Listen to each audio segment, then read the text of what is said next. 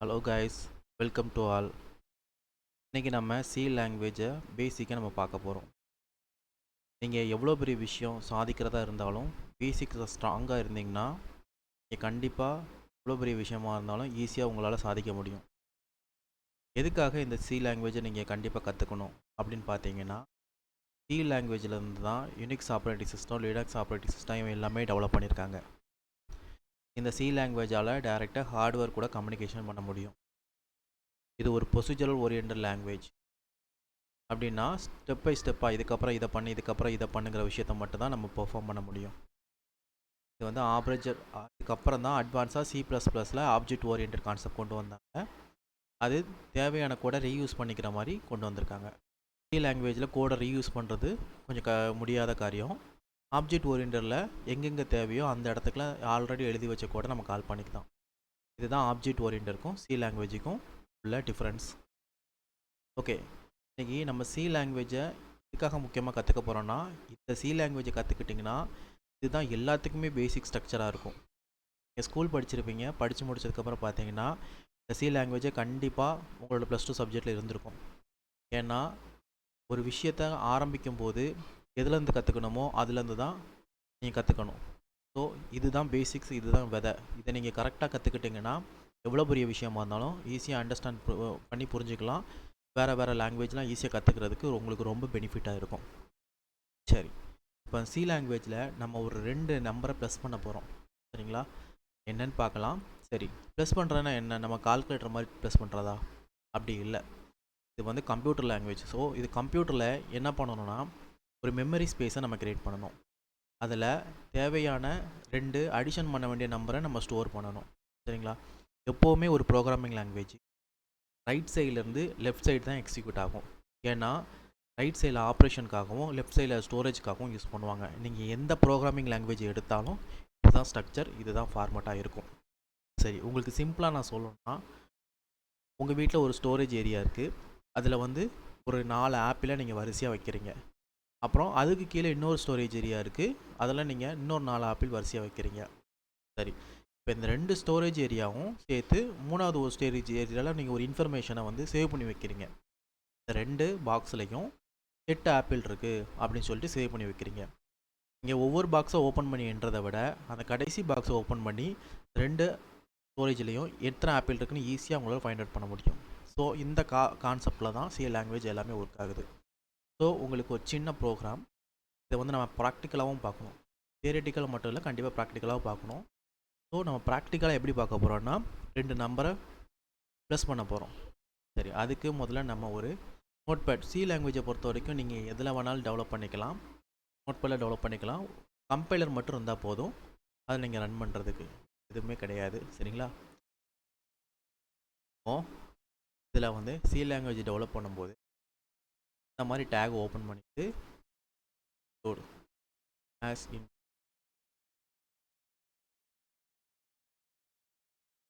Sorry ஆஸ் D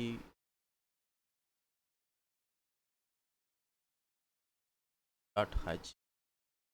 சரி, இந்த ஹெட்டர்ஸ் வந்து ஹெட்டர்ஸ்ன்னு சொல்லுவாங்க. இது வந்து இன்க்ளூட்னா என்னென்னா வேறு ஒன்றும் இல்லை, stdio.hன்னு ஒரு ஃபைல் இருக்கும். அந்த ஃபைலை நம்ம இன்க்ளூட் பண்ணிக்கிறோம். இந்த ஃபைல் எங்கே இருக்குன்னு கேட்டிங்கன்னா சி லாங்குவேஜ் இன்ஸ்டாலேஷன் பண்ணும்போதே அதில் ப்ரீ டிஃபைன்டாகவே வந்துடும்.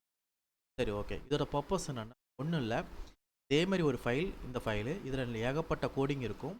அதை இந்த சிங்கிள் லைனில் நம்ம இம்போர்ட் பண்ணிக்கலாம். சரி, எதுக்காக இதை இம்போர்ட் பண்ணுறோம்? சரி, இம்போர்ட் பண்ணுறதுக்கான காரணம் என்ன? இதை இம்போர்ட் பண்ணால் மட்டும்தான் இந்த கோடிங்கில் உள்ள சின்டாக்ஸை நம்ம கீழே யூஸ் பண்ணிக்கணும். சரிங்களா, அதுக்காக தான் இது கொடுத்துருக்காங்களே தவிர மற்றபடி இந்த சின்டாக்ஸாக இருந்தால், இந்த சின்டாக்ஸ் போட்டால் தான் இப்போ ஒரு 10 லைன் இருந்துச்சுன்னா இப்போ நீங்கள் இந்த ஒரு லைனை யூஸ் பண்ணும்போது கம்பைலருக்கு தெரியும் ஆஷ் இன்க்ளூட் stdio இது ஒரு ஹெட்டர். ஓகே, அப்போ இந்த ஃபைல் எங்கே இருக்குது, அதில் எவ்வளோ ப்ரோக்ராமிங் வந்து பண்ணி வச்சுருக்காங்க, அது எல்லாமே இந்த ஃபைல்குள்ளே இன்க்ளூட் பண்ணி வச்சுக்கோம். சரி, ஒன்று இப்போ அடுத்த ஸ்டெப் பார்க்கலாம். இன்ட் மெயின் அப்படின்னு ஒரு மெத்தட் உண்டு. மெத்தட்னாலும் ஒன்று தான், ஃபங்க்ஷன்னாலும் ஒன்று தான். இதில் நம்ம விஷயத்தை பார்க்கலாம். சரி, இப்போ இதில் வந்து ஒன்றும் இல்லை, இன்டிஜர் ஏ, இதுதான் ஒரு ஸ்டோரேஜ் ஏரியா. நான் சொன்னல இது வந்து பி பார்த்தீங்கன்னா இன்னொரு ஸ்டோரேஜ். இந்த 2 ஸ்டோரேஜ் ஏரியாலையும் 3வது ஒரு ஸ்டோரேஜ் ஏரியா க்ரியேட் பண்ணியிருக்கோம். அதில் இது 2 வந்து ஓப்பன் பண்ணி பார்க்கறது கஷ்டமாக இருக்கிறதுனால இதில் 5 + 10 அப்படின்னு போட்டால் 15 இதில் சேவ் ஆகிடும். சரிங்களா? சரி 15 இதில் இருக்கிற விஷயம் நமக்கு வந்து டிஸ்பிளேக்கு நம்மளால் பார்க்க முடியாது. ஸோ பார்க்கணும் என்ன பண்ணணும், அதை பிரிண்ட் பண்ணணும். பிரிண்ட் பண்ணால் பிரிண்ட் ஆஃப் கொடுத்து இந்த பர்சன்டேஜ் டி எதுக்காக யூஸ் பண்ணுறோம்னா, இந்த எங்கெங்கெல்லாம் இந்த சிம்பிள்ஸ் வந்து அதாவது ஏயோட வேல்யூ பியோட வேல்யூ ஷோ பண்ண போகிறோம், ஏயோட வேல்யூ பியோட வேல்யூ சியோட வேல்யூ ஷோ பண்ணு, எந்தெந்த இடத்துல எடுத்துக்கணுமா ஆஃபுக்கு அப்புறம் எனக்கு பிரிண்ட் பண்ணணும். டிங்கிற பர்சன்டேஜ்ங்கிறது டிஜிட்ஸ் மென்ஷன், டிஜிட்ஸ் தானே, நம்பர் தானே. கேரக்டர் பிரிண்ட் பண்ணோன்னா அதுக்கேற்றாப்புல வேறு ஒன்று பர்சன்டேஜ் எஸ்ன்னு வரும். சரிங்களா? அண்ட் பர்சன்டேஜ் டி இந்த பியோட சம்மு, அப்புறம் இந்த பர்சன்டேஜ் டியோட பர்சன்டேஜ் சம்மோட வேல்யூ வந்து இந்த இடத்துல வந்து இந்த ரிட்டன் ஜீரோ என்னன்னா, இது வந்து கண்டிப்பாக நம்ம அந்த ரிட்டன் ஜீரோங்கிறது இந்த சி லாங்குவேஜை பொறுத்த வரைக்கும் கொடுக்க வேண்டியது இருக்கும். அப்போ தான் அந்த ஸ்க்ரீன் வந்து டிஸ்பிளே அப்படியே நிற்கும். லாங்குவேஜ் முடிஞ்சதுக்கப்புறம் ஒரு செகண்ட் அப்படியே நின்றுட்டு அதுக்கப்புறம் வந்து இல்லைன்னு வச்சிங்களேன் இந்த ஸ்க்ரீன் வந்து சரி. இதை வந்து நம்ம என்ன மாதிரி சேவ் பண்ண முடியும், ஃபைல் சேவ்னு ஆப்ஷன் கொடுத்து டெஸ்க்டாப்பில் என்ன பண்ண போகிறேன், அதுக்குன்னு புது ஃபோல்டர் க்ரியேட் பண்ண போகிறேன். டுட்டோரியல்னும் சரி ஓகே பண்ணியாச்சு. இதில் ஃபைல் நேம் .c பார்த்தீங்களா, அது நம்ம இது வந்து ஏஏ உள்ளே வந்து இம்ப்ளிமெண்ட் பண்ணியிருக்கிறதுனால ஆட்டோமேட்டிக்காக .c ஃபைல்னு அது கன்சிடர் பண்ணிக்குது. சம் ஃபைலை நான் சரி ஓகே இப்போ நான் ஒரு ஃபைலை நான் சேவ் பண்ணியாச்சு. சேவ் பண்ணி முடிச்சதுக்கப்புறம் பார்த்தீங்கன்னா அந்த லொக்கேஷனில் போய் நம்ம பார்க்கலாம்.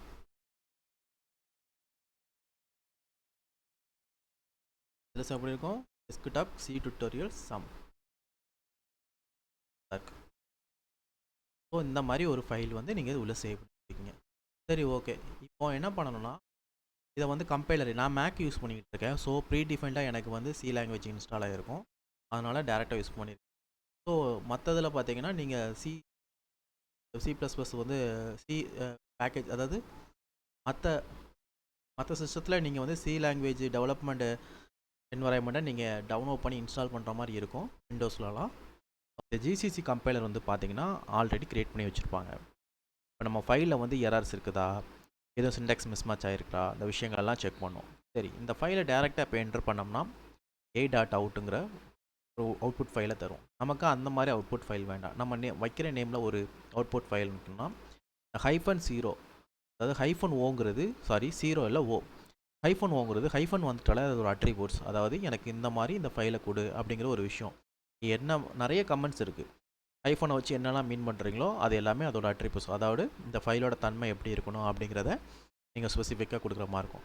ஃபைல் நேம் எனக்கு பார்த்தீங்கன்னா முன்னே இருக்கணும் அப்படின்னு சொல்லிவிட்டு நான் என்ட்ரு கொடுத்தோடனே கம்பைல் பண்ணிவிட்டு ஓகே எந்த எரர்ஸும் இல்லை, பிரச்சனை இல்லை அப்படிங்கிற பட்சத்தில் எனக்கு இந்த ஃபைலை கம்பைல் பண்ணி கொடுத்துரும். மேலே பார்த்தீங்கன்னா சம்னு ஒரு ஃபைல் க்ரியேட் ஆயிடுச்சு. ஓகே இப்போது இந்த ஃபைலை வந்து நான் எக்ஸிக்யூட் பண்ணணும். அது கமெண்ட் பார்த்தீங்கன்னா /sum அப்படின்னு நான் கொடுத்து என்ட்ரு கொடுத்தேன்னா இந்த ஃபைல் எனக்கு எக்ஸிக்யூட் ஆகிரும். பார்த்தீங்களா, program the sum of 5 and 10 is 15. Program வந்து லைன் பை லைனாக எக்ஸிக்யூட் பண்ணி எனக்கு அந்த அவுட்புட்டை கொடுத்துருச்சு. இன்னும் அடுத்தடுத்த வீடியோவில் இன்னும் நம்ம டீட்டெயிலாக பார்க்க போகிறோம். உங்களுக்கு என்ன ப்ராப்ளம் இருந்தாலும், எதை பற்றின கன்ஃபியூஷன் இருந்தாலும் கமெண்ட் லைன்ஸில் உங்களை கொஷினை கேளுங்க. உங்களுக்கு கண்டிப்பாக நான் டவுட்ஸை கண்டிப்பாக நான் கிளியர் பண்ணுறேன். ஓகேங்களா? நெக்ஸ்ட் வீடியோவில் சந்திக்கலாம். பாய்.